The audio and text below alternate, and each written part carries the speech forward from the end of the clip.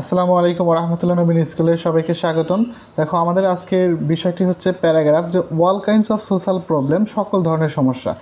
এই একটি প্যারাগ্রাফ তোমরা যদি পড়ো তাইলে কিন্তু 30টিরও বেশি, আমি বলি 30টি না 50টিরও বেশি প্যারাগ্রাফ লিখতে পারো।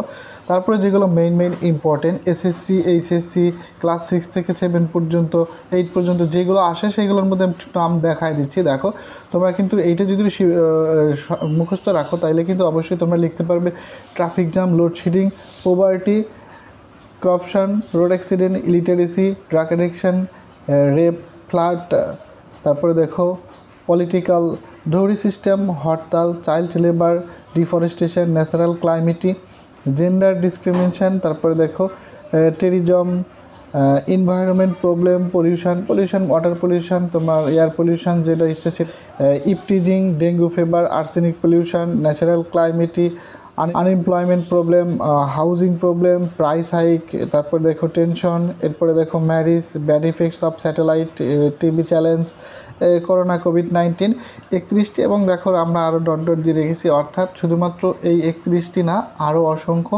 প্যারাগ্রাফ লেখা যাবে এই একটির মাধ্যমে।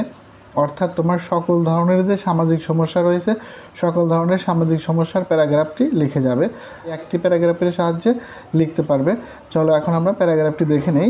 সর্বপ্রথম তোমরা কী করবে, সর্বপ্রথম তোমরা যেই প্যারাগ্রাফটি আসবে ওই টপিক্সের প্যারাগ্রাফটির নাম লিখে ফেলবে। দেখো এসএন যে এখানে দেখা হয়েছে, যেখানে যেখানে এসএন রয়েছে সেখানে subject name.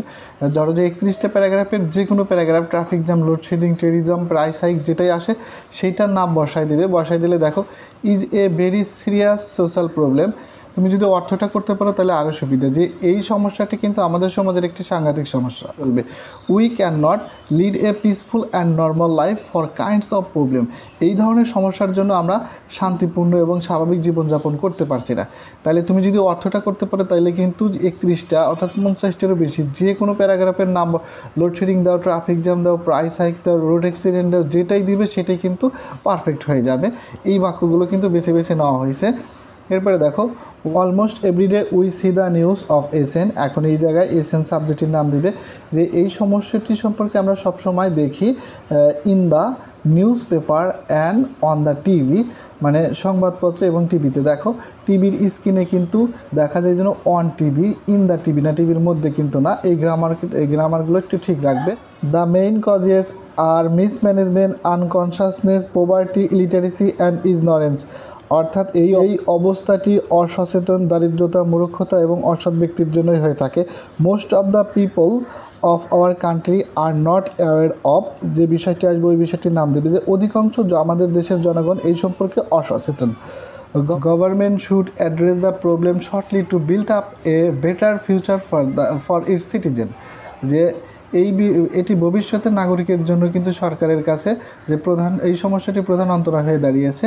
And also two build up a better world for living, যে বিশ্বে বসবাসের জন্য কিন্তু অনুপযোগী সমস্যাটির জন্য অনুপযোগী হয়ে যাচ্ছে।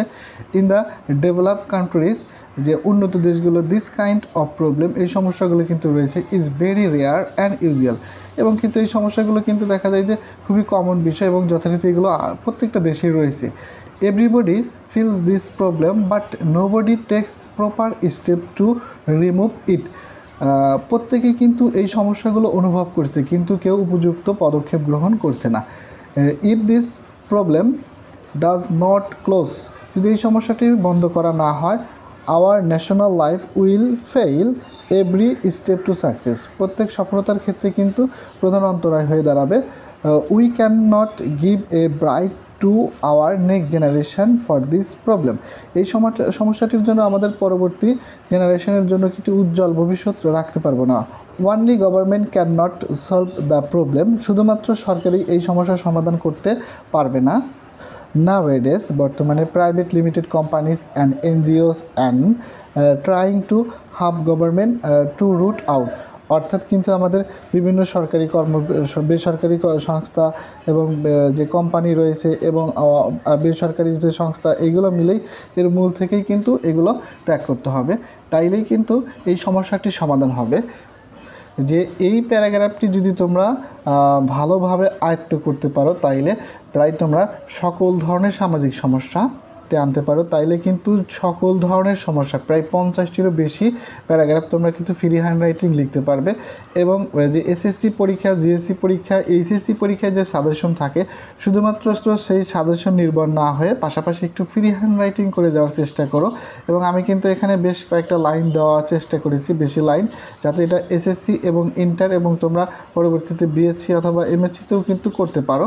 দেখো এইভাবে যে শুধুমাত্র সাজেশন, যে আমাদের কিন্তু বেশ সমস্যা থাকে, যে সমসাময়িক সময়ে যে সমস্যাগুলো সৃষ্টি হয় সেগুলোর ক্ষেত্রে ইংরেজিতেই কিন্তু বেশি এসে, প্যারাগ্রাফ, ডায়লগ অথবা লেটার অথবা যে কোনো একটা বিষয় টপিকস তুলে দেয়, এগুলো একটু পড়ে যাওয়ার চেষ্টা করবে। আমরা একটা ব্যাড সাইডকে সকল ধরনের যে গুড সাইড, ভালো দিক অথবা এডুকেশনাল সাইড একটা প্যারাগ্রাফ দিয়েছি, যারা এখনও দেখোনি সেটা দেখে আসতে পারো। পরবর্তী ভিডিওগুলো পেতে সাবস্ক্রাইব করে আমাদের সাথেই থাকো। আল্লাহ হাফেজ।